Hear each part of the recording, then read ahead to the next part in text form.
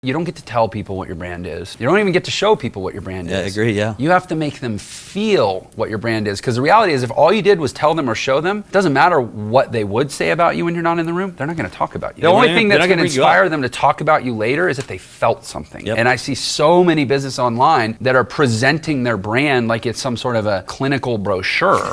You're not stirring anyone for anything. Some people may love me or some people may hate me, but I'm really damn passionate about what I do. And whatever the result is, it usually has some accompanying emotion. I think that's why I've gotten traction so fast. But honestly, it's not because I'm a good marketer. It's because I did probably 5,000 hours of therapy to get over all of this baggage that I was carrying my whole life that made me scared to really put myself out there. That's why I have a brand. It's not because of anything I know how to do. What I know how to do, people that are already interested in my brand come back to me for it. They say, oh, well, what can you actually teach me? That's what Entre is so fanatical about, is it's deep personal work that equips you to build a business.